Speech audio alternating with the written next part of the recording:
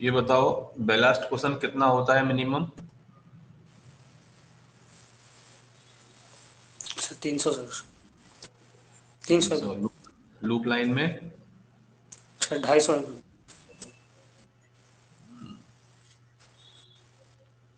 जय Singh, ballast question कितना होता है मिनिमम?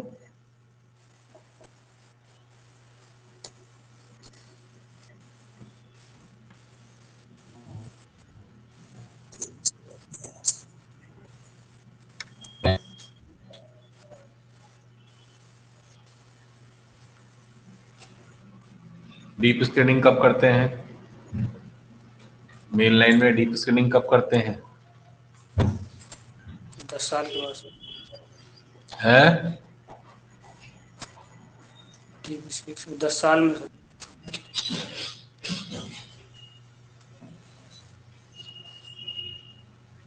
कृष्णा पासवान, हाँ सर। डीप स्क्रीनिंग कब करते हैं मेन लाइन में? जब हमारी ब्लास्ट क्वेश्चन सर क्या बोलते हैं 300 mm से, और ब्लास्ट क्वेश्चन सर 300 mm से कम हो। अरे अभी हमने डाली है बेलास्ट 300 mm डालनी है और अगर 6 महीने बाद 300 से कम हो गई, पढ़ा था क्या? पढ़ा ही नहीं आप लोगों ने। डीप स्कैनिंग कब करते हैं?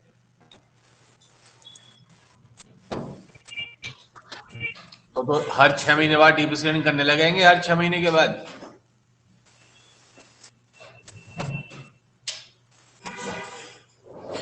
बेलास्ट क्वेश्चन और क्लीन बेलास्ट क्वेश्चन में क्या फर्क है? बेलास्ट क्वेश्चन और क्लीन बेलास्ट क्वेश्चन में क्या फर्क होता है?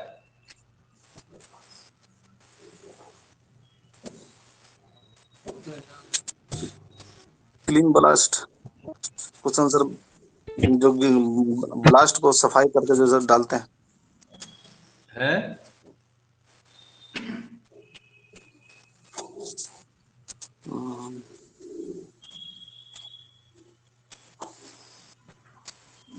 क्यों भाई यशपाल, क्लीन बेलास्ट क्वेश्चन में और बेलास्ट क्वेश्चन में क्या फर्क होता है? Sir clean ballast question sir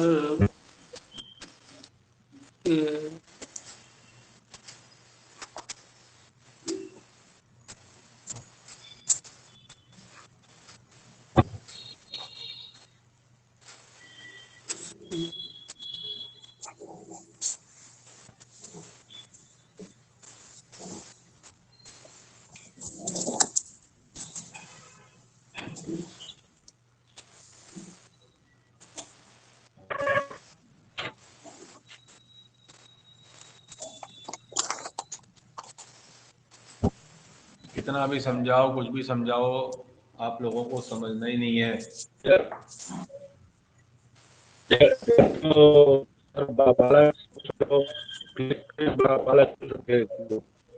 तुम्हारी आवाज नहीं आती यार। 150 पहले बताओ क्लीन बेलास्ट क्वेश्चन और बेलास्ट क्वेश्चन में क्या फर्क होता है? क्लीन बेलास्ट क्वेश्चन होता है जब हम बेलास्ट को स्लीपर के नीचे खोलना चालू करते हैं, जहां तक मिट्टी आएगी, जैसे ही मिट्टी आएगी वहां रोक देंगे, वहां तक हो जाएगा हमारा क्लीन बेलास्ट क्वेश्चन। स्लीपर की धार के नीचे हमने खुलाई चालू की और पंजे से बेलास्ट निकालते गए और जैसे ही मिट्टी आएगी अब वो वहां तक कहलाएगा क्लीन बेलास्ट क्वेश्चन। और बेलास्ट क्वेश्चन स्लीपर के बॉटम से लेके और फॉर्मेशन के टॉप तक, भले वो बेलास्ट का चूरा होके केक्ड बन गया है, वो होता है बेलास्ट क्वेश्चन। और क्लीन बेलास्ट क्वेश्चन खाली बेलास्ट ही बेलास्ट। दिन पर दिन क्लीन बेलास्ट क्वेश्चन कम होता जाएगा। क्यों? क्योंकि उसकी बेलास्ट का चूरा बनेगा और डम्मा बन जाएगा नीचे, ऊपर से कुछ माल मटेरियल गिरेगा, मिट्टी गिरेगी, कोयला गिरेगा, वहां पूरा जाम हो जाता है वो।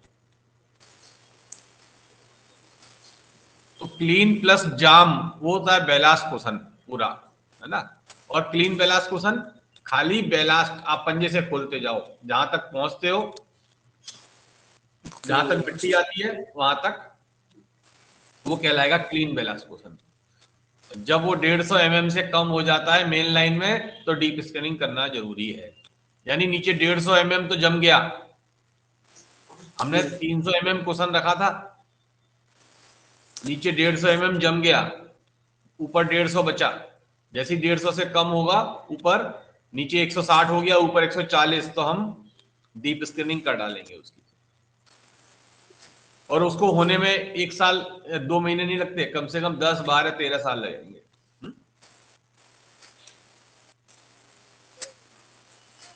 तो डीप स्कैनिंग भूल जाओ, 10 साल भूल जाओ, मैंने उस दिन भी बोला था, फिर आज तुम 10 साल पकड़ के बैठ गए हो। अभी 10 साल का क्राइटेरिया नहीं है, अब है बेलास्ट, क्लीन बेलास्ट क्वेश्चन का क्राइटेरिया होता है। अगर पॉइंट में वही 200 mm से कम हो जाएगा क्लीन बेलास्ट क्वेश्चन, तो उसकी डीप स्कैनिंग करनी पड़ेगी पॉइंट की।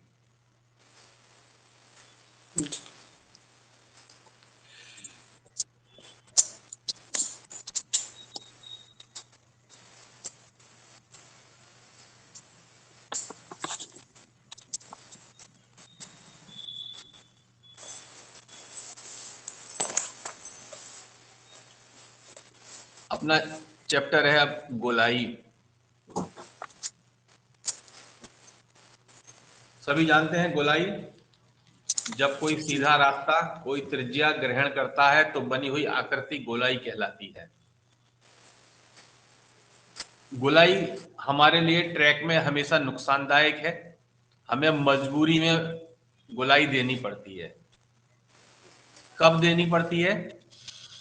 जब हमारे ट्रैक के अलाइनमेंट में कोई ऑब्स्टेकल आ जाए, कोई बाधा आ जाए, कोई बिल्डिंग, कोई सिटी, कोई बड़ी नदी। हमारी कोशिश ये रहती है नदी को क्रॉस करने के लिए जहां नदी का पार्ट मिनिमम हो, वहां से हम नदी को क्रॉस करके ले जाएं। खर्चा कम पड़ेगा, ज्यादा चौड़ी नदी होगी ब्रिज लंबा बनाना पड़ेगा, और जिधर छोटा चौड़ाई कम होगी जहां पर नदी की, वहां पर ब्रिज कम लंबा बनाना पड़ेगा। बीच में आई हुई बाधा को पार करने के लिए, किसी शहर को या किसी इंपॉर्टेंट प्लेस को जोड़ने के लिए। अगर हम चाहते, हम सीधा राजकोट से अहमदाबाद निकल सकते थे, लेकिन हम क्या किया, हम ट्रैक को वांकानेर ले गए गोलाइयों के थ्रू, सुरेंद्रनगर ले गए गोलाइयों के थ्रू, फिर अहमदाबाद गए। नहीं तो आज की तारीख में हमारा राजकोट से ट्रैक जो है 240-245 किलोमीटर है अहमदाबाद, और वही बाई रोड 225 किलोमीटर है। तो क्यों हमने वांकानेर को जोड़ा, सुरेंद्रनगर को जोड़ा, इसके लिए हमें ज्यादा लंबा ट्रैक डालना पड़ा और गोलाइयां भी प्रोवाइड करनी पड़ी। ठीक है। फिर पहाड़ियों पे, हमें पहाड़ों पर ट्रैक ले जाना है हाई ग्रेड में, तो उसमें घुमा घुमा के ले जाते हैं ना। पहाड़ियों में देखा हुआ आपने रोड, जब पहाड़ी पे चढ़ती है व्हीकल तो कैसे चढ़ाई भी होती है और गोलाई में चढ़ाई होती है, तो वहां पर गोलाई डालना जरूरी होता है, मजबूरी होती है।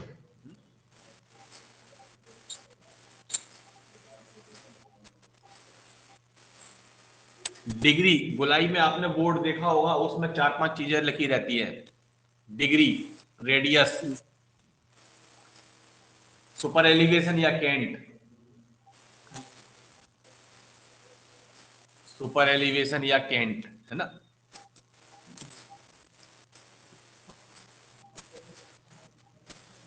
ट्रांजिशन लंबाई, ट्रांजिशन लेंथ, गोलाई की कुल लंबाई, इतनी सारी चीजें बोर्ड पे लगी रहती है, लिखी रहती है किसी भी गोलाई के। कौन है, क्या हुआ?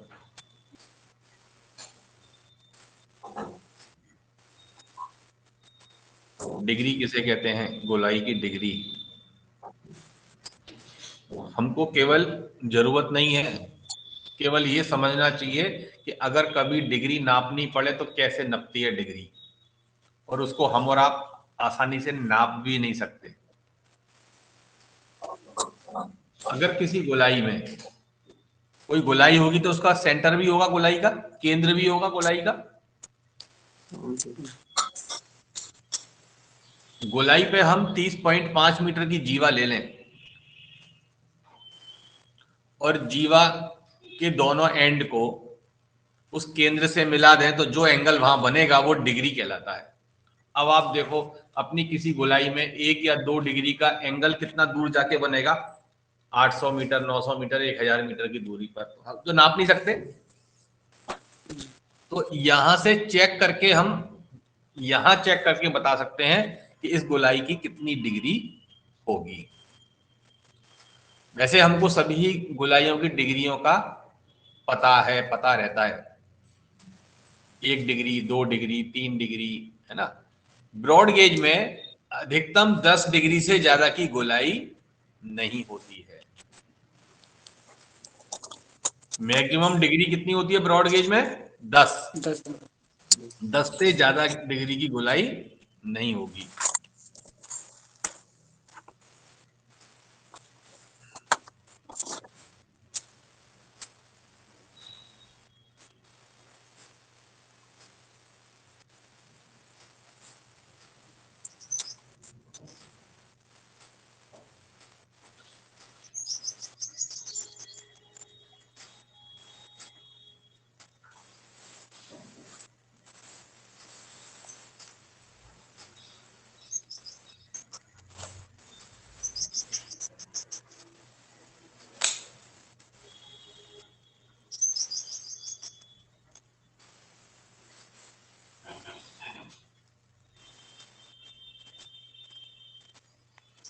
डिग्री और त्रिज्या में क्या संबंध होता है? हमारे जो डिग्री और त्रिज्या में संबंध है, D बराबर 1750/r। अगर किसी गोलाई की डिग्री दी हुई है तो हम उसकी रेडियस निकाल सकते हैं। 1750 में डिग्री को 1750 को डिग्री से डिवाइड कर दो तो हमारी उस गोलाई की रेडियस आ जाती है। अगर 1 डिग्री की गोलाई है तो 1750/1 तो रेडियस होगी 1750 मीटर। यदि 2 डिग्री की गोलाई है तो 1750/2 रेडियस होगी 875 मीटर।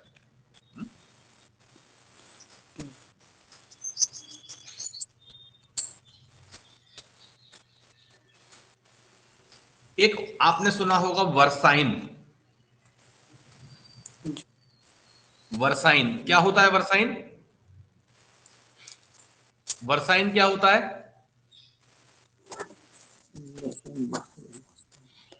वर्साइन क्या होता है, कैसे नापते हैं बताओ इसको। गुटका ने डोरी थी सर। हाँ, कितनी लंबी डोरी लेते हैं? सर 20 मीटर की डोरी होती है। जयसिंह कितनी लंबी डोरी लेते हैं?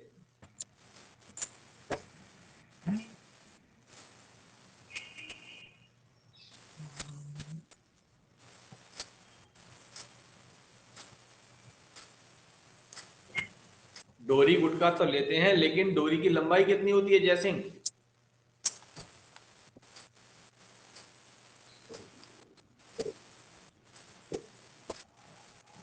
पंद्रह मीटर सर। हैं? 15 मीटर। अरे नहीं भाई, 20 मीटर की डोरी होती है। 10-10 मीटर पर स्टेशन होते हैं मार्किंग।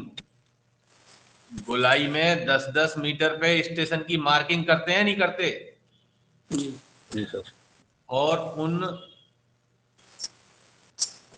3 स्टेशनों के बीच में डोरी पकड़ के और बीच वाले स्टेशन पर वर्साइन नापते हैं।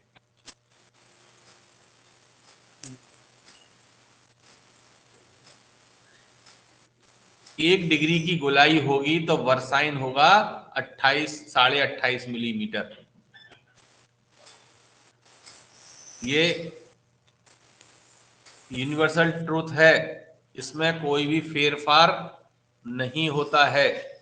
अगर हमारी डोरी की लंबाई 20 मीटर है, डोरी की लंबाई 20 मीटर है और 1 डिग्री की गोलाई है, तो उसका वर्साइन आएगा 28.5 मिलीमीटर। आपको एग्जाम में भी पूछा जा सकता है कि 1 डिग्री में कितना वर्साइन होगा और 2 डिग्री में कितना वर्साइन होगा। अगर 2 डिग्री की गोलाई है तो 57 होगा, आधा डिग्री की गोलाई है तो 14 mm होगा वर्साइन।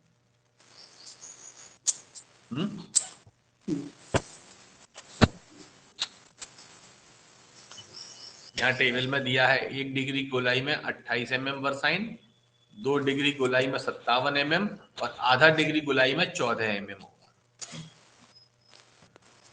ब्रॉड गेज में मैक्सिमम डिग्री होगी 10। अब ब्रॉड गेज का याद रखो, अगर कोई गोलाई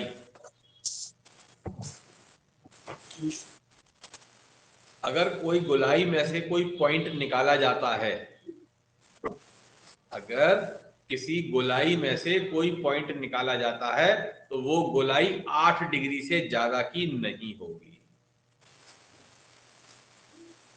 ठीक है, अगर किसी गोलाई में से कोई पॉइंट निकाला जाता है तो ब्रॉड गेज में गोलाई 8 डिग्री से ज्यादा की नहीं। हमने ऊपर बोला है 10 डिग्री की गोलाई हो सकती है, लेकिन 10 डिग्री की गोलाई में से हम पॉइंट नहीं निकाल सकते।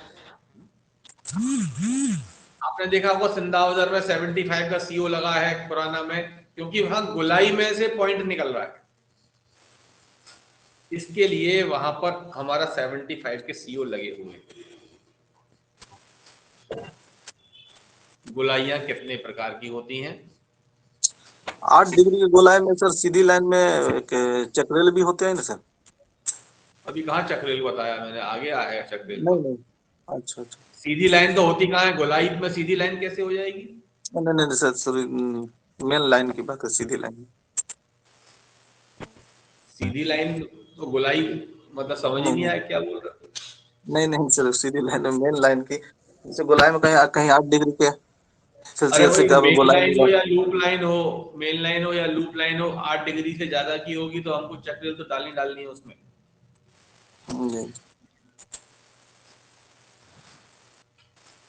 गोलाई दो प्रकार की होती हैं, क्षैतिज गोलाई और ऊर्ध्वाधर गोलाई, वर्टिकल। क्षैतिज गोलाई जो जमीन पे बनती है, ऊर्ध्वाधर गोलाई जो ऊपर चढ़ाई में बनती है, चढ़ने के लिए जो गोलाई बनती है वो वर्टिकल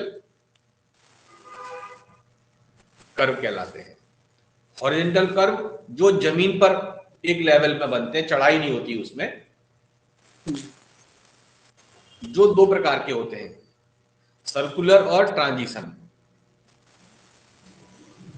सर्कुलर 3 प्रकार के होते हैं, सिंपल, कंपाउंड और रिवर्स कर्व। ट्रांजिशन 3 प्रकार के होते हैं, क्यूबिक, पैराबोलिक, पैराबोलिक, लेमिनस्केट और स्पाइरल। रेलवे में केवल क्यूबिक पैराबोलिक ट्रांजिशन कर्व में यूज किया जाता है,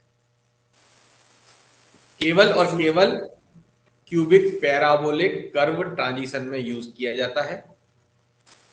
हाँ, सर्कुलर में तीनों प्रकार के यूज होते हैं, simple, compound, reverse. Vertical curve जो है वो दो प्रकार के होते हैं, सैग या समिट। सैग क्या होता है, आपको किसी डिप में जाना है, नीचे ढाल में जाना है, ट्रैक को बिल्कुल ढाल में ले जाना है। और समिट क्या होता है, किसी पहाड़ी पर चढ़ने के काम यूज करना है, तो वो समिट कर्व कहलाता है। संक्रमण क्या होता है, संक्रमण लंबाई क्या हो, ट्रांजिशन क्या होता है, बताएगा कोई? ट्रांजिशन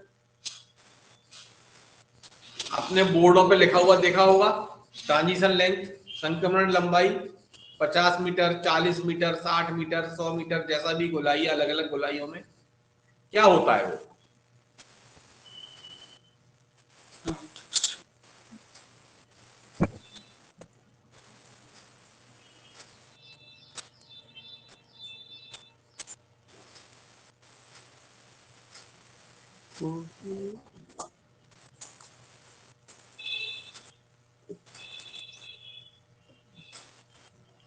ट्रांजिशन क्या होगा बताओ? गोलाई गोलाई की शुरुआत सर बढ़ते हुए क्रम को और आखिर में घटते हुए क्रम को सर। हाँ, ट्रांजिशन होता है जब गोलाई शुरू होती है। गोलाई बिल्कुल, हमारा ट्रैक बिल्कुल सीधा है, हम एक साथ तो 2 डिग्री दे नहीं सकते 10 मीटर में 5 मीटर में। हम धीरे धीरे धीरे धीरे ट्रैक को घुमाते जाते हैं और उसको जो भी हमको डिग्री चाहिए, 1 डिग्री या 2 डिग्री जो भी चाहिए वहां पर लाते हैं। वहां तक लाने में जितनी भी दूरी लगती है वो कहलाती है संक्रमण लंबाई, ट्रांजिशन लेंथ। ऐसे ही ट्रैक से जब बाहर निकलेंगे तो सीधाई में जाना पड़ेगा, एकदम स्ट्रेट में। गोलाई से जब बाहर निकलेंगे तो उस गोलाई को धीरे धीरे धीरे जहां से कम चालू करते हैं और जहां ट्रैक सीधा हो जाता है वहां तक उस भाग को कहते हैं ट्रांजिशन पोर्शन। आपने देखा होगा, आप बोलते हैं कि 140 mm की गोलाई है, तो पहले स्टेशन पे क्या 140 दे देते हैं? नहीं देते ना। जीरो स्टेशन पे 0 होगा, फिर अगले स्टेशन पे 10 mm या 15 mm धीरे धीरे बढ़ाते बढ़ाते 140। तो जहां तक 140 हुआ तो 0 स्टेशन से लेके और 140 जहां तक हुआ उसको बोलते हैं हम ट्रांजिशन पोर्शन। ऐसे ही वर्साइन का होता है। 2 डिग्री की गोलाई है, 57 mm वर्साइन, पहले स्टेशन पे तो नहीं देंगे, उसको धीरे धीरे धीरे बढ़ाते हुए ले जाएंगे। पहले स्टेशन पे 8 करेंगे, दूसरे पे 16 करेंगे, 24, 32, 40, है ना। जैसे ही 57 आएगा आगे सारे स्टेशन 57 होते जाएंगे और फिर वापस सिधाई में आने के लिए 57 से वर्साइन को कम करते लाएंगे। तो 0 से 57 वर्साइन पर पहुंचने तक जो भी दूरी है वो कहलाती है ट्रांजिशन लंबाई, संक्रमण लंबाई।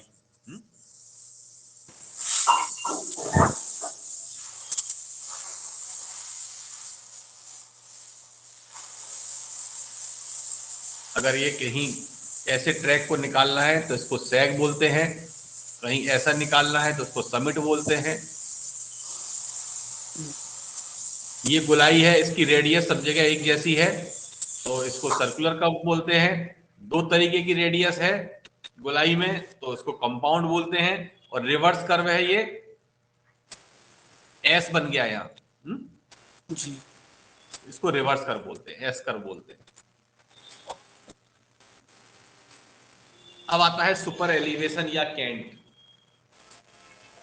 जब कोई वाहन या गाड़ी गोलाई में गति करती है तो बाहर की ओर अभिकेंद्रीय बल फोर्स काम करता है। जो गाड़ी को बाहर की ओर उलटने की कोशिश करता है, अभिकेंद्रीय बल के इस प्रभाव को समाप्त करने के लिए हम ट्रैक में बाहर की रेल को अंदर की रेल की अपेक्षा एक सुनिश्चित मात्रा में ऊंचा उठा देते हैं। यह उठान सुपर एलिवेशन या कैंट कहलाता है। आपने देखा होगा जब भी कहीं पर कोई भी वाहन से हम ट्रैवल करते हैं और गोलाई आती है तो वो वाहन क्या होता है, अंदर की ओर झुकाना पड़ता है उसको।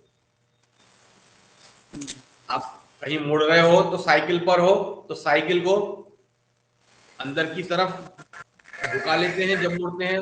बाइक, स्कूटर, मोटरसाइकिल पे जब भी चलते हैं तो जब हम टर्न लेते हैं तो थोड़ा झुका लेते हैं। क्यों? चाहे वो हवाई जहाज हो, हवाई जहाज भी जब मुड़ता है तो अपना लेफ्ट का भाग ऊपर उठा लेता है पहले, उसके बाद टर्न लेता है। ऐसे ही पानी का जहाज भी ऐसे ही रहता है, जब वो मुड़ता है तो वो अपना लेफ्ट पोर्शन को उठा लेता है। क्यों? क्योंकि वहां पर जब घूमता है तो एक सेंट्रीफ्यूगल फोर्स काम करता है जो अगर वो उठेगा नहीं तो वो पलट जाएगा बाहर की तरफ। तो उस सेंट्रीफ्यूगल फोर्स को खत्म करने के लिए लेफ्ट साइड का पोर्शन कुछ मात्रा में उठा दिया जाता है ऊंचा। जिसे हम रेलवे में क्या करते हैं, बाहर की रेल को अंदर की रेल की अपेक्षा उठा देते हैं। जो डिफरेंस है, लेवल का डिफरेंस है, वो कहलाता है सुपर एलिवेशन या कैंट।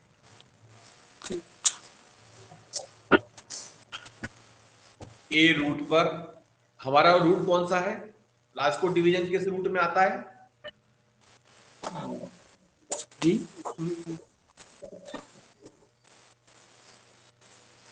राजकोट डिवीजन किस रूट में आता है?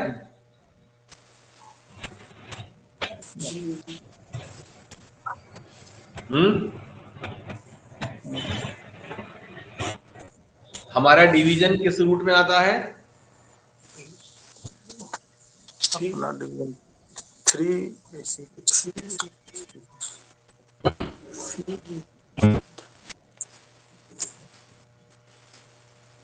क्यों? हमारा डिवीजन कौन से रूट में आता है?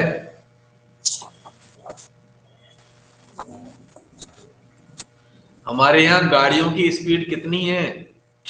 110 सर। 110 वाला सेक्शन किस रूट में आता है?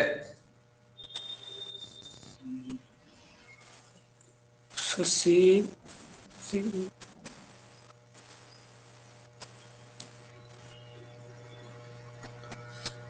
हमारा डिवीजन में 3 प्रकार के रूट हैं, डी स्पेशल, डी रूट और ई रूट।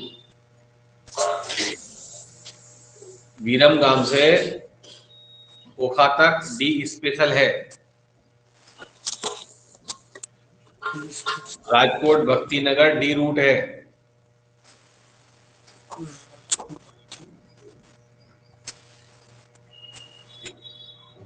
नेक्स्ट टॉपिक है अपना, अगला टॉपिक फाटक।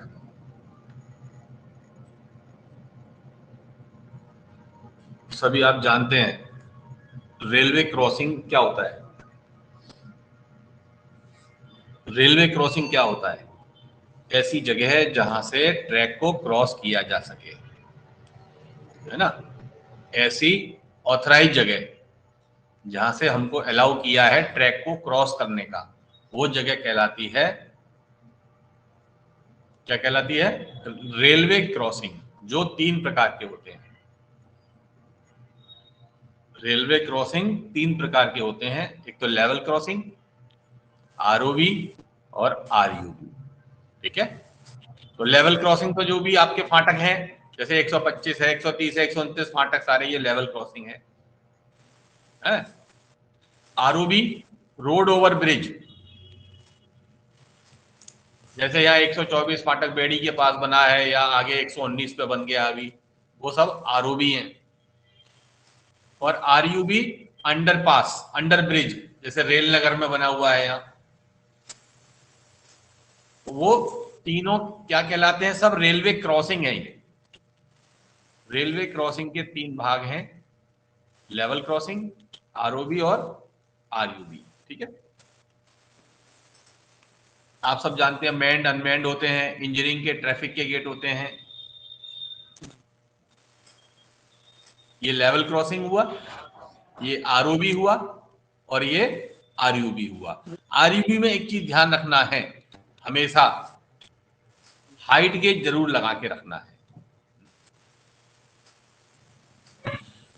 सब जानते हैं मैन्ड क्या होता है, अनमैन्ड क्या होता है, ट्रैफिक का गेट कहाँ होता है, इंजीनियरिंग का गेट कहाँ होता है, इंटरलॉक गेट और नॉन इंटरलॉक क्या होते हैं, सामान्य गेट और तिरछा गेट। सामान्य गेट वो होते हैं जो राइट एंगल में होते हैं, काट कोने में होती है रोड और ट्रैक। फाटक की रोड और ट्रैक दोनों काट कोने में होते हैं, वो सामान्य गेट होते हैं। और जो काट कोने में नहीं होते वो तिरछा गेट होते हैं। खोलने बंद करने के हिसाब से क्लोज टू रोड ट्रैफिक और open to road traffic gate. ठीक है? इसके बाद आता है क्लासिफिकेशन फाटक का। फाटक का वर्गीकरण, क्लासिफिकेशन। हमने फाटक को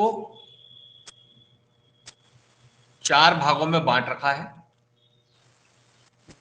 जिसमें बी क्लास को फिर 2 भागों में बांटा है। स्पेशल क्लास, ए क्लास, बी क्लास और सी क्लास। किसके आधार पे बांटा है? एटीवीयू के आधार पर। एटीवीयू क्या होती है? फाटक से गुजरने वाले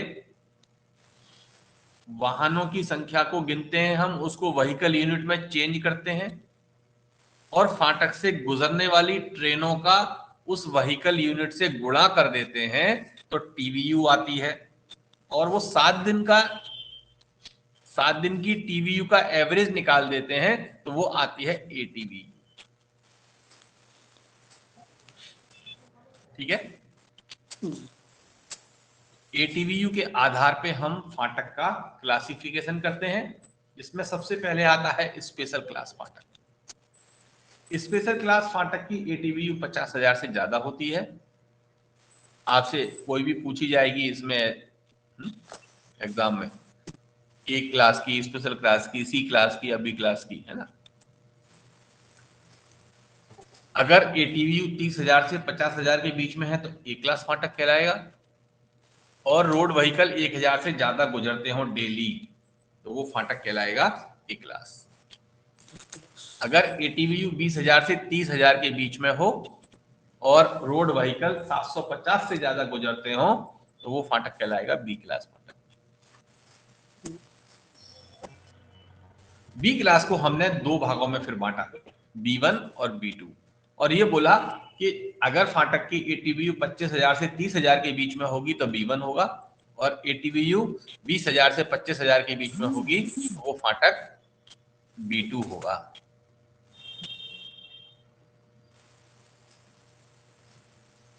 फिर आता है सी क्लास फाटक। जिस फाटक की एटीवीयू 20,000 से कम होगी वो फाटक सी क्लास फाटक कहलाएगा। ठीक है।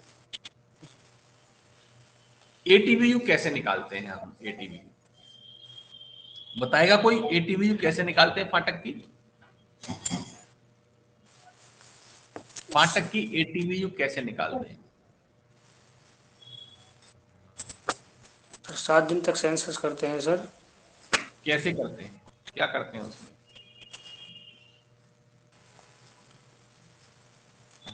ट्रेन और सर फाटक से गुजरने वाले सर वाहन की गिनती करते हैं। इसकी सर वाहन ट्रेन की? की, हाँ,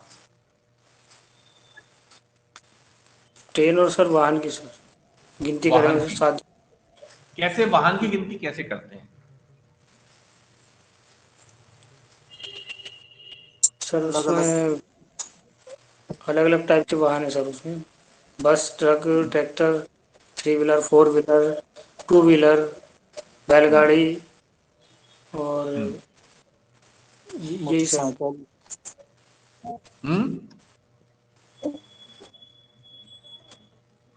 जो भी गिनती करेगा उसको एक फॉर्मेट दे देते हैं, उसमें 4 भाग होते हैं। ट्रेन की गिनती हम नहीं करते हैं, वो अपने साहब लोग ऑफिस में से ले लेते हैं, मास्टर से ले लेते हैं, स्टेशन मास्टर से ले लेते हैं। ट्रेन की गिनती अपने को करने की जरूरत नहीं है, करना चाहे कर सकते हैं जी। लेकिन हम मेनली फाटक से गुजरने वाले सड़क वाहनों की गिनती करते हैं, जो 4 भागों में होती है। पहला भाग होता है उसका बस ट्रक। उस कॉलम में हम सारे 4 व्हीलर की गिनती करते हैं। कैसा भी 4 व्हीलर हो, लारी जाएगी 4 पहिए वाली तो उसमें गिना जाएगा बस ट्रक वाले कॉलम में। ठीक है। दूसरा कॉलम होता है जानवरों वाली गाड़ी का। जानवर से खींचने वाली जो गाड़ियां हैं उनका दूसरा कॉलम होता है।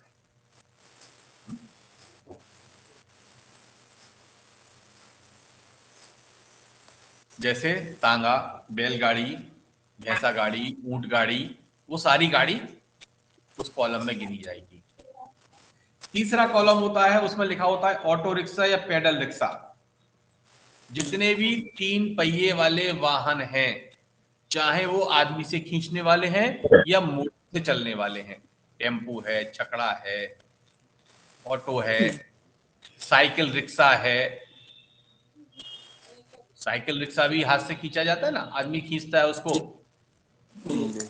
वो सारे ऑटो रिक्शा पेडल रिक्शा में गिने जाते हैं। हम्म? उसके अलावा होता है two wheeler, motorise two wheeler. ऐसा टू व्हीलर जिसमें मोटर लगी हो, ऐसा टू व्हीलर जिसमें मोटर लगी हो।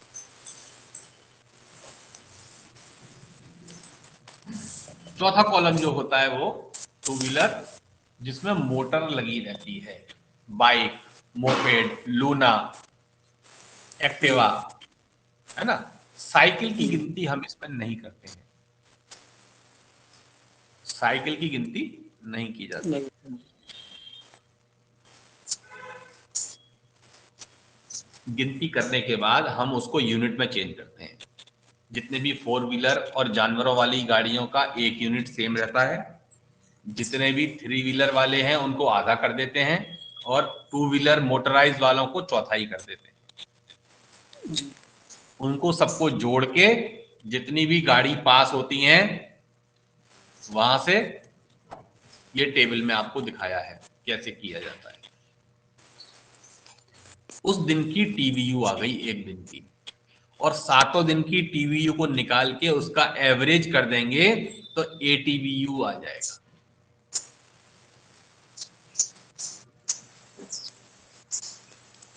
ये एटीवीयू, ये सेंसस 3 साल में एक बार की जाती है, हर 3 साल के बाद इसको करना है।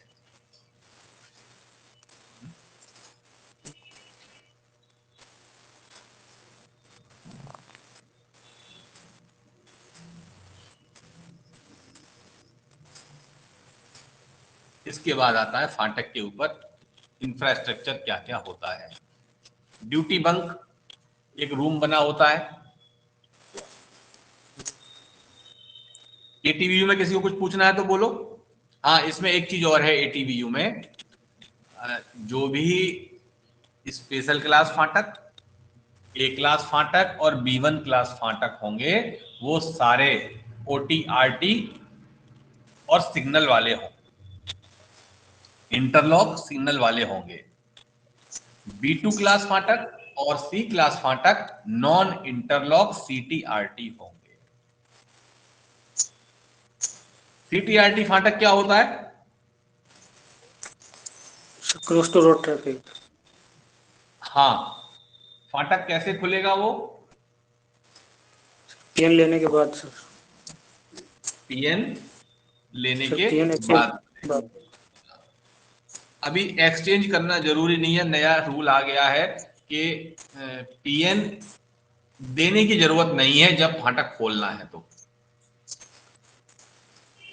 है ना। अभी आपके SWR में डिपेंड करेगा, जब जैसे जैसे वो SWR में चेंज होता जाएगा तो हम उसको, अभी क्या करते हैं हम, जब खोलने की परमिशन मांगते हैं तो अपना PN देता है फाटक वाला और मास्टर का लेता है जब ही खोलता है। तो अब जी। अपना PN देने की कोई जरूरत शायद अब नहीं है, लेटर आ गया है, और वो जब तक नहीं कर सकते जब तक हमारे उसमें चेंज नहीं होगा। जी। तो अभी केवल टाइम दो कि साहब अभी टाइम हो रहा है 9:45, फाटक खुलवा दो। जब मास्टर जब भी खुलवाएगा वो टाइम के साथ में और PN नंबर देगा तो खुलेगा, बस हमको फिर PN नंबर नहीं देना है, ठीक है। और OTRT में क्या होता है? Open to road traffic sir. उसमें क्या होता है? गाड़ी जाने के बाद सर वो गाड़ी क्रॉस होने के बाद क्या बोलते हैं, ट्रैफिक के लिए खोल दिया जाता है ना। हाँ, सिंगल लाइन में, डबल लाइन में नहीं भाई। सिग्नल। अगर फाटक पर सिग्नल नहीं है, बिना सिग्नल वाला है, OTRT फाटक है, तो सिंगल लाइन में गाड़ी चली जाएगी, उसमें फाटक वाला उसके पीछे टेल लैंप देखेगा जलती हुई, बत्ती जल रही है तो ठीक है, फाटक को खोल देगा। लेकिन डबल लाइन में ऐसा नहीं करते हैं, डबल लाइन में स्टेशन मास्टर से PN लेने के बाद ही खोलता है, ठीक है। एटीवीयू के संबंध में आपको कुछ सवाल पूछना हो, 3 साल में की जाती है, हर 3 साल के बाद। मोटरसाइकिल का सर 1/4 गिनती किया जाता है ना सर जी? हाँ, आपको तो गिनना पूरा है। वो ऑफिस में जी। जब जाएगा कैलकुलेशन करेगा तो वहां पर चौथाई कर देगा। जैसे यहाँ देखो आप 360 निकले इसमें, तो यहाँ 90 जी। कर दिया उसको। यहाँ 440 निकले इस दिन तो 110 कर दिया। 400 निकले तो 100 कर दिया उसको।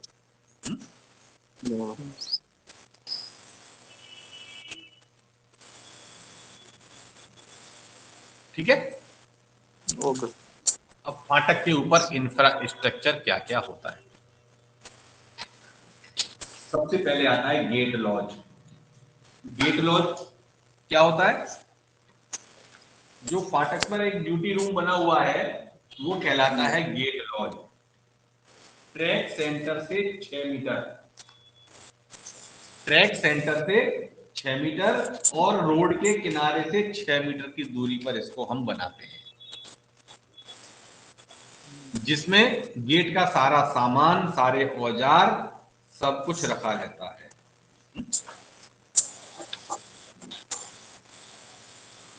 टेलीफोन लगा रहेगा। एक चीज और, कोई भी गेट का वर्किंग मोबाइल फोन से नहीं होगा, गेट खोलने बंद करने का।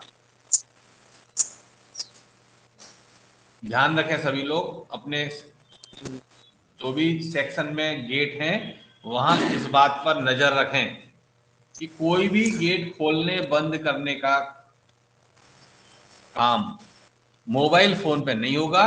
वो केवल और केवल जो हमको टेलीफोन दिया है मास्टर से जुड़ा हुआ रेलवे का, उसी से ही फाटक खोलने बंद करने का काम होगा।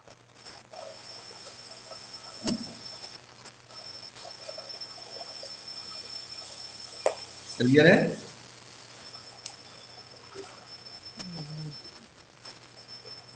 सर जी इसमें अगर जो फोन बीच में अगर खराब हो जाती है, कॉशन ऑर्डर लगेगा, रोशन फोन ऑर्डर चालू। लगेगा। हाँ, मास्टर कॉशन ऑर्डर को चालू करेगा। ओके।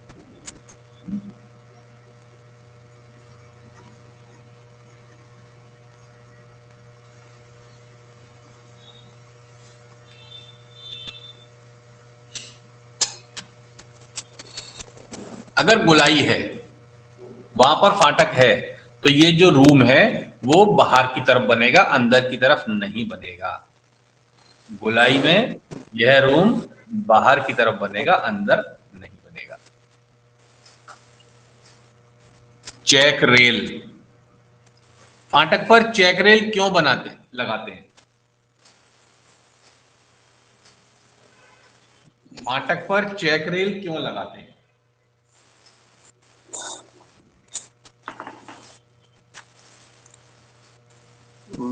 गाड़ी के व्हील के सर फ्लैंज के। जो गाड़ी का व्हील का फ्लैंज है वो लटका रहता है बाहर की तरफ, ओके। हाँ सर। उसको क्लियर रास्ता देने के लिए हम चेक रेल लगाते हैं फाटक पर। चेक रेल की लंबाई कितनी होती है? जितनी सड़क होती है उससे 2 मीटर ज्यादा होती है। सड़क जितनी चौड़ी है उससे 2 मीटर ज्यादा, 1-1 मीटर दोनों तरफ निकली हुई।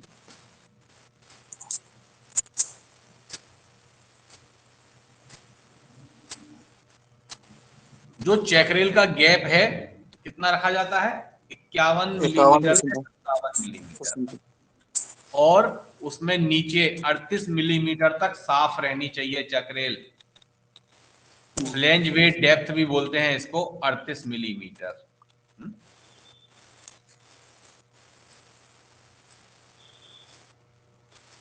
फेंसिंग, फेंसिंग सभी मेंड गेटों पर लगाई जाती है, ट्रैक के समानांतर लगती है, गेट पोस्ट की सिधाई में लगती है। जो हमारा गेट पोस्ट है, गेट पोस्ट क्या होता है? देखा है किसी ने गेट पोस्ट? जी सर, अपने लाइन से सर 3 मीटर की दूरी पर होती है गेट पोस्ट। कैसे बनाते हैं उसको? ओ सर अपना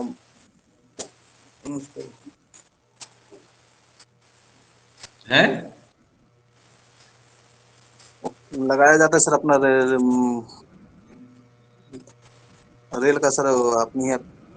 रेल का टुकड़ा खड़ा कर दिया जाता है, जी वो गेट जी पोस्ट जी कहलाता है ना। जी ये जी चारों कोनों। चारों कोनों पर।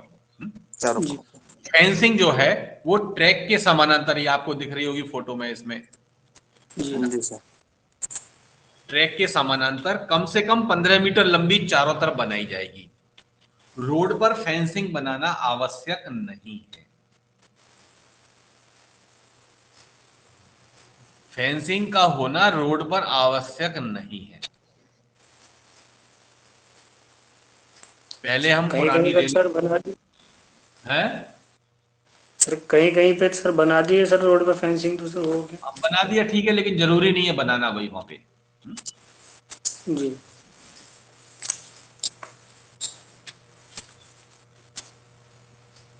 पहले हम रेल को खड़ा करके बनाते थे, रेलों से बनाते थे फेंसिंग। आज आजकल कॉन्ट्रैक्टर पत्ती की बना के ले आता है ना, MS फ्लैट की बना के ले आता है। गेट पोस्ट,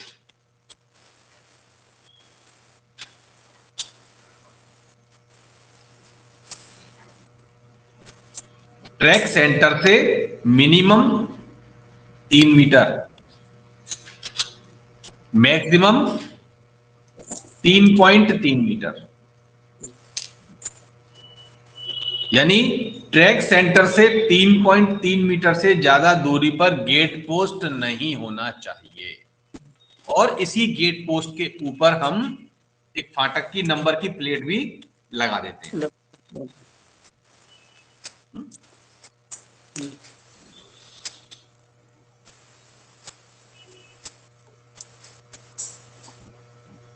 ध्यान रखें, minimum distance 3 metre, maximum 3.3 metre.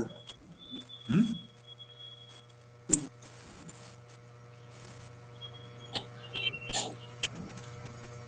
Gate post बहुत इंपॉर्टेंट है, कहीं मिसिंग नहीं होना चाहिए, प्रॉपर डिस्टेंस पे लगा होना चाहिए। अगर 3.3 से ज्यादा दूरी पर लगाना है तो हमको PC साहब की अप्रूवल इसमें लेनी होती है। हाइट गेज, अभी हाइट गेज सभी फाटकों पर लगाना है अपने डिवीजन में। क्यों? सभी जगह OHE हो गया है, इलेक्ट्रीफाइड हो गई है। क्यों लगाते हैं? अगर कोई ऊंचा वाहन आ गया और उसको OHE वायर ने खींच लिया, शॉर्ट कर दिया, जो भी उसमें लोग बैठे हैं उस वाहन में, वो जल जाएंगे, मर जाएंगे। तो हमने एक हाइट निर्धारित कर दी है, वो हाइट है 4.76 से 4.78 मीटर। उससे ऊंचा वाहन उस फाटक से नहीं गुजरेगा। इसको आप याद कर लें ठीक से। जी 4.76 4.76 से 4.78 मीटर तक वर्टिकल क्लियरेंस इसका होता है। इतना ऊंचा व्हीकल उसके अंदर से निकलना चाहिए, उससे ज्यादा ऊंचा व्हीकल नहीं जाएगा। और हाइट गेज गेट पोस्ट से 8 मीटर की दूरी पर खड़ा किया जाता है। बहुत सारी जगह पे 20-20 मीटर पे कर दिया। अब 20 मीटर पे तो स्पीड ब्रेकर आता है, वहीं हाइट गेज आता है। मान लो 4.25 मीटर का व्हीकल आ गया, स्पीड ब्रेकर पे चढ़ेगा तो हाइट गेज में टकरा जाएगा। जी तो हाइट गेज हमेशा स्पीड ब्रेकर के बाद में होना चाहिए, यानी स्पीड ब्रेकर और फाटक के बीच में होना चाहिए हाइट गेज। ठीक है, जी होना कंपलसरी है। अगर हाइट गेज टूट गया है, जी मामला गड़बड़ है, आपको तुरंत उसको रिपेयर करवाना है। ऊंचा व्हीकल नहीं जाने देना है उससे।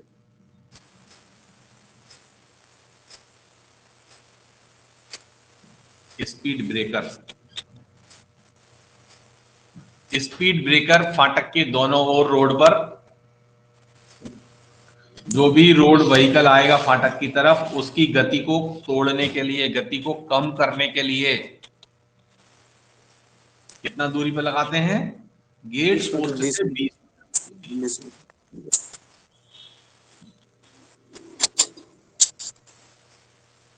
गेट पोस्ट से 20 मीटर।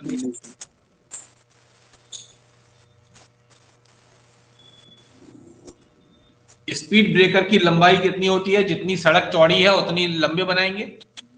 चौड़ाई 2 मीटर होती है और ऊंचाई 5 इंच होती है स्पीड ब्रेकर की। स्पीड ब्रेकर की चौड़ाई 2 मीटर और ऊंचाई 5 इंच होती है।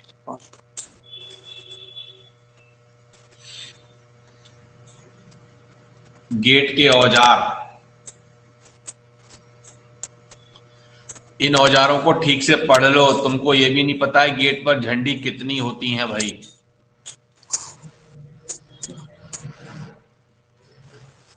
लाल झंडी 3, हरी झंडी। लाल झंडी 3 होना चाहिए। और गेट पर आपके सेक्शन में सभी गेटों पर झंडियों में हैंडल होने चाहिए।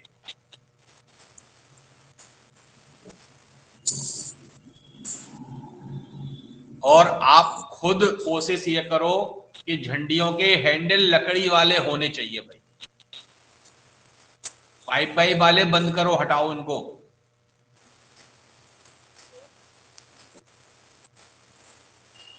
लंबाई हैंडल की एक जैसी होनी चाहिए। आपके अपने लेवल पे भी तो कुछ कर सकते हो आप चेंज फाटक पे। बिल्कुल सही है। कम से कम 4 हैंडल होने चाहिए झंडियों के, 3 लाल के 1 हरी के लिए। सभी झंडियों में हैंडल होने चाहिए। मैं अभी गया था, सारे फाटकों पे झंडियां अंदर रखी हुई हैं लॉकर में, केवल एक जोड़ा रखा हुआ है बाहर, एक लाल एक हरी डंडा वाला, बाकी सब उन्होंने तय करके अंदर रखा हुआ है।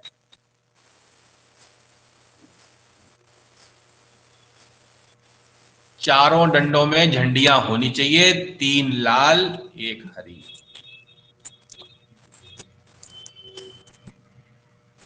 एलईडी लैंप तीनों चालू रहनी चाहिए, चालू कंडीशन में। ये नहीं कि खराब हो गई तो रख दिया भाई, चलो जाने दो।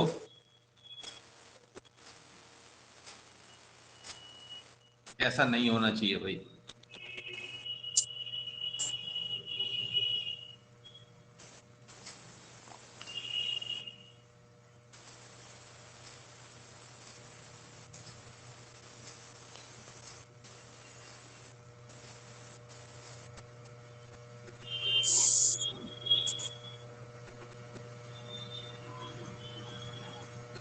दस पटाखे, 2 बैनर फ्लैग।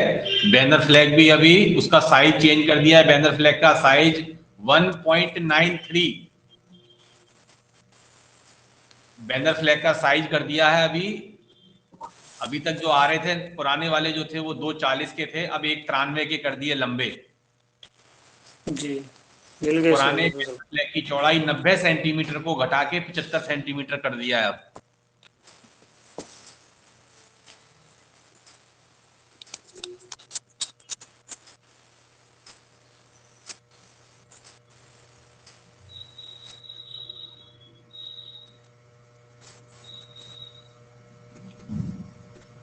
स्टैंड लोहे का या लकड़ी का, और आप इंश्योर करो आपका गेट कीपर रात को लगाता है नहीं लगाता सीटीआरटी गेट पे। जी। चेकरेल क्लियरेंस गेज 1 सीटी होना चाहिए सभी फाटक वालों के पास। फाटक में होनी चाहिए जो चालू रहनी चाहिए। जी। सेफ्टी डायग्राम पीले कलर का, उसमें काले कलर से लाइनें होती हैं और लाल पटाखे लगाने की जगह सेफ्टी डायग्राम। गेट बत्ती 2, गेट बत्ती देखो आप, उनमें 2 तरफ लाल 1 तरफ सफेद। अभी सीनियर डीएसओ आज फुट प्लेट करके गए, उन्होंने दुनिया भर की गेट बत्तियों में कमी निकाल दी है। अभी मैसेज आया है।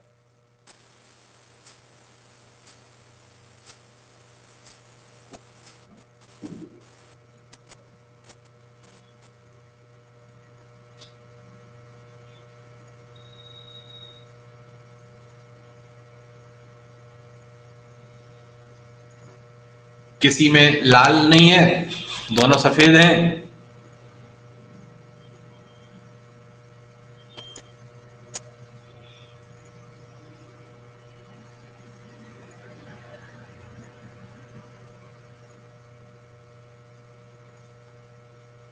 एक 140 नंबर पे white disc of gate lamp.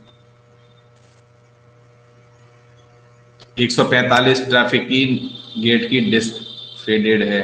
157 पे booth red and white disc of gate lamp was faded. 172 पे booth red and white disc was faded. 185 की भी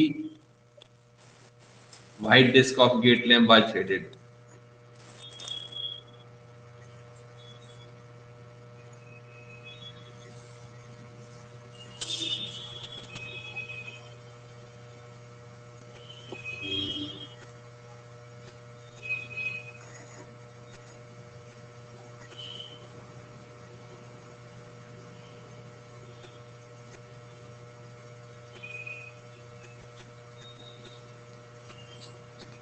टॉमी बार होना चाहिए। 2 गेट बत्तियों में एलईडी लैंप प्रॉपर चार्ज होनी चाहिए।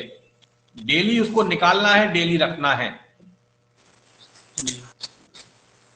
ऐसा नहीं है कि उसकी लाइट 3 दिन चलती है तो 3 दिन लगा रहने दो, उसमें पड़ा रहने दो।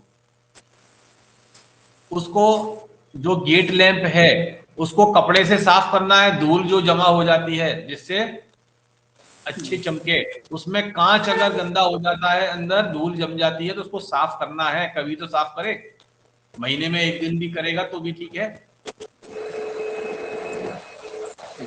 पानी की बाल्टी, बड़ी चैन बीच में स्टॉप डिस्क के साथ में, छोटी चैन 2 तालों के साथ में, तगारी, त्रिकम, पंजा, फावड़ा, दुरमुट,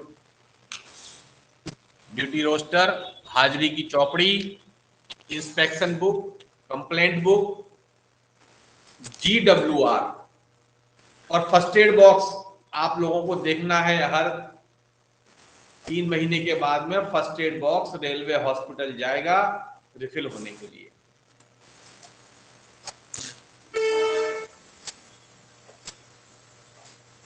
PN बुक,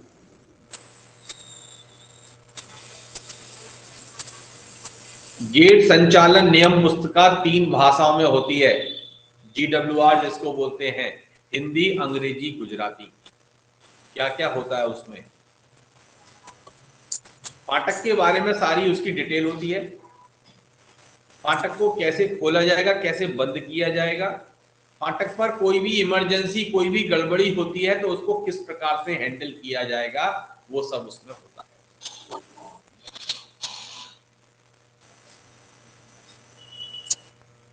फाटक पर, रोड पर 4 बोर्ड लगाए जाते हैं। जो भी बोर्ड लगेंगे अब रेलवे में, वो सारे रेट्रो रिफ्लेक्टिव रात में चमकने वाले होंगे।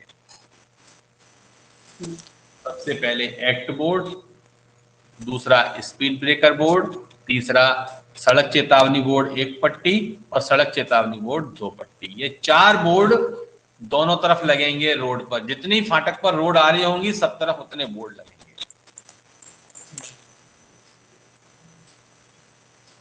एक्ट बोर्ड जी आप सबने देखा होगा, जी ट्रैक सेंटर से 5 मीटर पे, क्योंकि 3 मीटर पे तो हमारा गेट पोस्ट होता है और वहां उसके बाहर हम लिफ्टिंग बैरियर लगाते हैं गेट पोस्ट के बाजू में। तो उसके बाहर ही आके पब्लिक खड़ी होगी तो वहीं पर ये बोर्ड लगाया जाता है, रेलवे एक्ट बोर्ड। उसके बाद स्पीड ब्रेकर बोर्ड, सभी फाटकों पर 40 से 120 मीटर की दूरी पर गेट पोस्ट से। हमारा जो स्पीड ब्रेकर होता है वो 20 मीटर पे होता है, तो उसको पीछे ही लगाना पड़ेगा स्पीड ब्रेकर बोर्ड को। तो जी।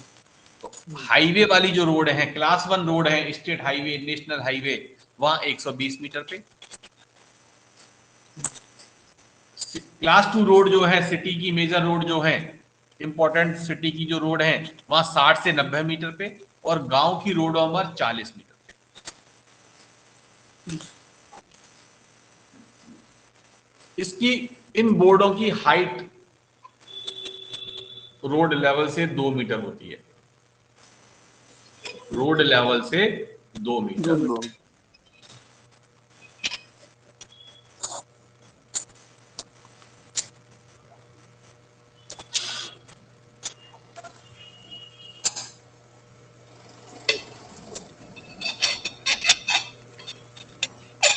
अभी पीडब्ल्यूआई हड़मतिया के सेक्शन में बहुत सारे बोर्ड काला स्टिकर की जगह पीला वाला लगा हुआ है। इसमें पुराना, आज से 15 साल पहले होता था वो, 20 साल पहले।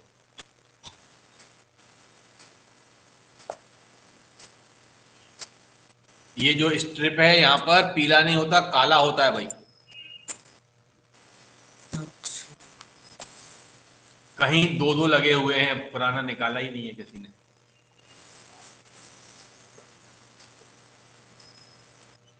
क्या जमादार, वहां जमादार काम नहीं करते क्या, देखते नहीं है क्या? गाली कौन खा रहा है? PWI, an.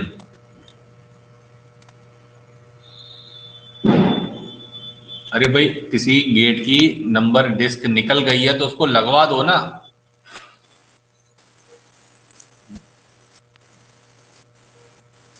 सड़क चेतावनी बोर्ड एक पट्टी गेट पोस्ट से 50 से 100 मीटर की दूरी पर लगता है ये। इसमें ऐसे ट्रैक का निशान होगा और यहाँ लाल एक पट्टी होगी।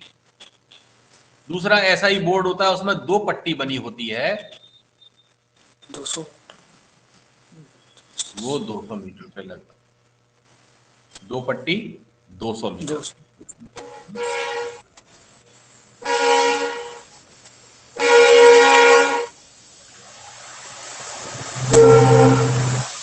टीफा बोर्ड, टीफा बोर्ड ट्रैक पर लगता है। टीफा बोर्ड कहाँ लगता है? ट्रैक के ऊपर, ट्रैफिक के गेट पर नहीं लगता है ये। सीफा बोर्ड ट्रैफिक के गेटों के लिए नहीं लगाया जाता है। पीले कलर का होता है, रिफ्लेक्टिव होता है, सीफा और WL लिखा होता है। 2 बोर्ड होते हैं, जी। 600 मीटर की दूर पर लगाया जाता है ये।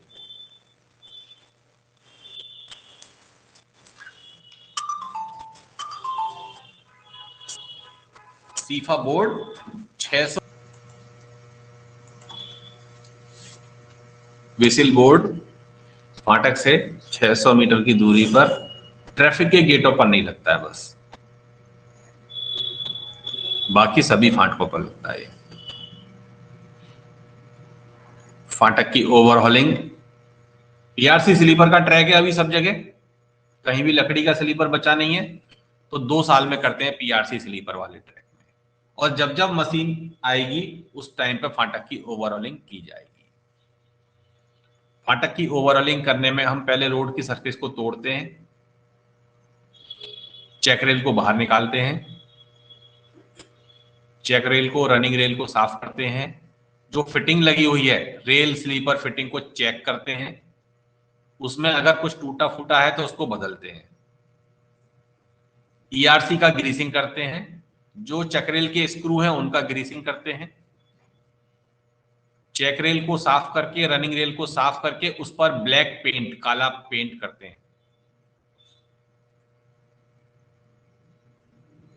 उसके बाद फाटक पर ट्रैक के जो पैरामीटर्स हैं उनको, गेज को अटेंड करेंगे, सिधाई, नजर, लेवल पैकिंग। पैकिंग के लिए बैलास्ट को लाएंगे, जो बाहर निकाली है उसको छान के डालेंगे, उसमें पैकिंग करेंगे। उसके बाद बाकी सारी बैलास्ट को डाल दिया जाएगा और चेक रेल जो निकाली है उसको फिट कर दिया जाएगा। चेक रेल को फिट करने के बाद में रोड की सरफेस, अगर वहां पेवर ब्लॉक है तो पेवर ब्लॉक सेट किए जाएंगे, अगर डामर है तो डामर किया जाएगा, रबराइज पेवर ब्लॉक है तो उसको सेट किया जाएगा। यदि चेक रेल फिट नहीं की है वापस और हमने ट्रैफिक खोला है रोड का, तो फिर 30 kmph का CO उस फाटक पे रहेगा। सभी गाड़ियां 30 kmph के CO से पास होंगी। ओवरऑलिंग 2 साल में करते हैं, सेंसस 3 साल में करते हैं। ठीक है, अगर चेक रेल फिट नहीं की है तो 30 का CO लगेगा। फाटक वाले किसको फाटक पर भेज सकते हैं? एक तो A3 मेडिकल पास होना चाहिए,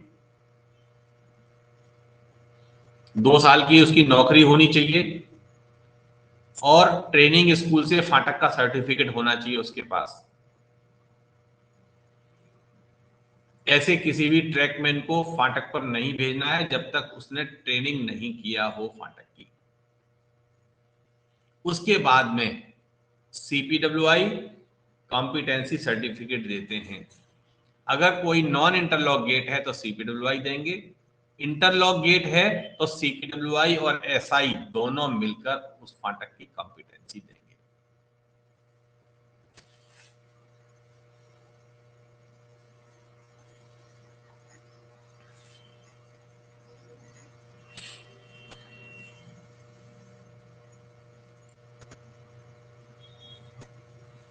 फाटक, हाँ, आप ये बताओ, गैंग में काम करवा रहे हो तो कैसे मालूम चलेगा कि गाड़ी में ट्रेन पार्टिंग हुआ है? जैसे ही किसी गाड़ी का ट्रेन पार्टिंग का कैसे पता चलेगा दिन में? सर उसके पीछे या बोर्ड नहीं लगा होगा, बत्ती नहीं लगी होगी, तो पता ये टेप पार्टिंग हुआ है। हाँ भाई, और कोई बताओ। पीछे सर लाल झंडी भी लगाई जाती है ना, पीछे लाल झंडी भी, अगर LB बोर्ड अभी तो लाइट, रेड लाइट अगर नहीं जलती हो, चाहे पीछे मालगाड़ी की, जैसे बहुत मालगाड़ी में लाल झंडी पीछे लगाया जाता है, अगर ये नहीं हो तो समझा जा सकता है कि ट्रेन पार्टिंग हुआ है। अभी LB बोर्ड नहीं लगेगा, LB बोर्ड को निकाल दिया गया है भाई। अब LB बोर्ड को आप लोग भूल जाओ, ठीक है? दिन में या रात में पीछे लाल बत्ती ही जलेगी।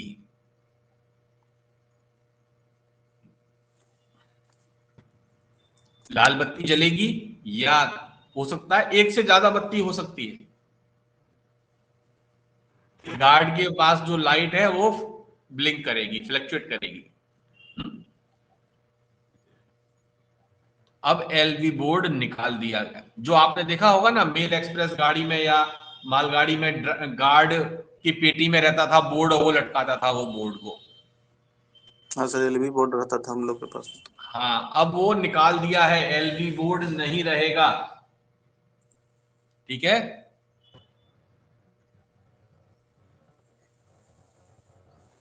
अगर लाल बत्ती नहीं जल रही है या ब्लिंक नहीं कर रही है, बत्ती है, मान लो जैसे पैसेंजर गाड़ी है उसमें बत्ती है लेकिन बत्ती जल नहीं रही है या ब्लिंक नहीं कर रही है, तो आपको ट्रेन पार्टिंग समझना है।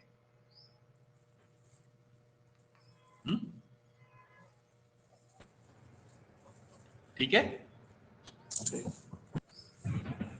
आप अपने सभी आदमियों को समझाओ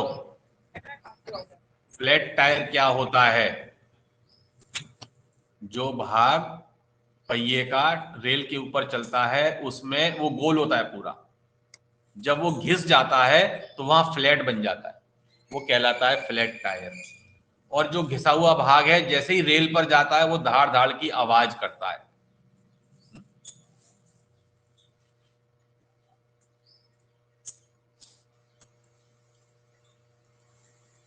गाड़ी में यदि किसी भी प्रकार की आग लगी है, धुआं, चिंगारी, हॉट एक्सल है, व्हील नहीं, पहिया नहीं घूम रहा है, व्हील जाम है, कोई जानवर फंस गया है गाड़ी में, ऐसी स्थिति में कोई हैंगिंग पार्ट है, गाड़ी का पुर्जा लटकता हुआ जा रहा है, गाड़ी को लाल झंडी बता के या लाल बत्ती दिखा के गाड़ी को खड़ी करना है।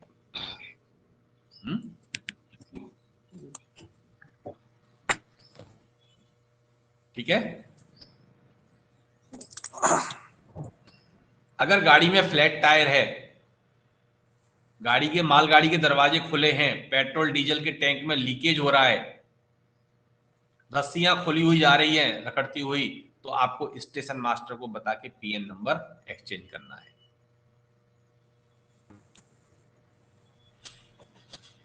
ये चीज हमको गैंग में भी देखनी है। गाड़ी जा रही है तो गैंग में भी से भी दिखाई देगा ना ये चीजें, तो हाँ सर बिल्कुल। है ना। अभी एक मूली रोड के चाबी वाले को रेलवे बोर्ड के अवार्ड के लिए नाम भेजा है उसका, इसीलिए।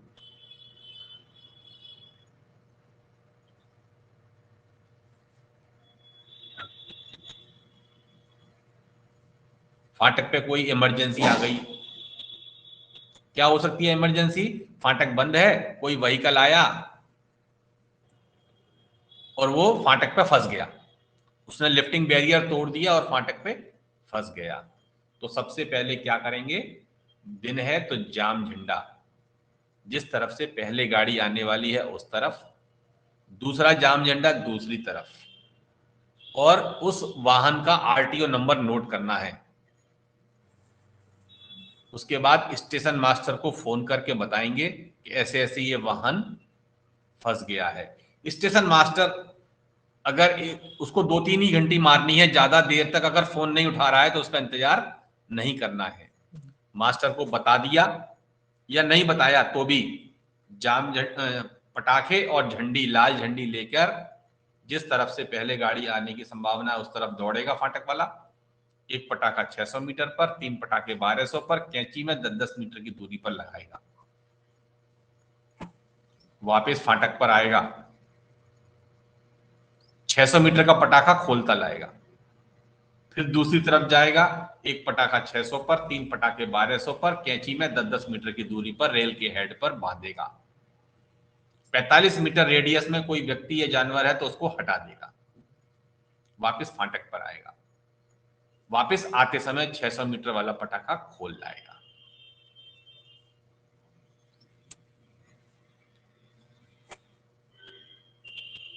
उसके बाद में अगर स्टेशन मास्टर को नई सूचना दी है तो स्टेशन मास्टर को बताएगा और अपने साहब को बताएगा। रात का समय है तो बत्ती का इस्तेमाल करेगा, डबल लाइन है तो गाड़ी आने की दिशा में दोनों लाइनों पे कार्रवाई करेगा। आने के बाद में उसको उस वाहन को हटवाना है। जैसे ही हटवाने में सफलता मिल जाती है वो मास्टर को बताएगा, पीएन नंबर एक्सचेंज करेगा। उसके बाद मास्टर कॉशन ऑर्डर पे गाड़ियां भेजेगा जब तक आपका लिफ्टिंग बैरियर ठीक नहीं हो जाता।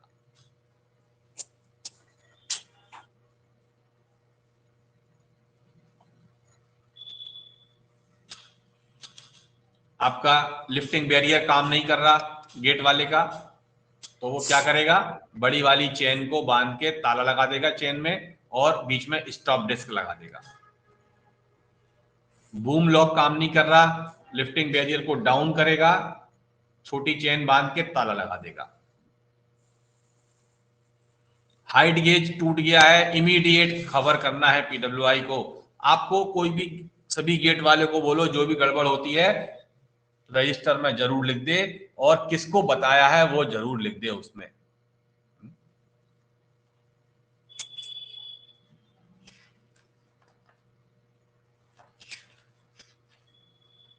ये आपका लेवल क्रॉसिंग पूरा हो गया।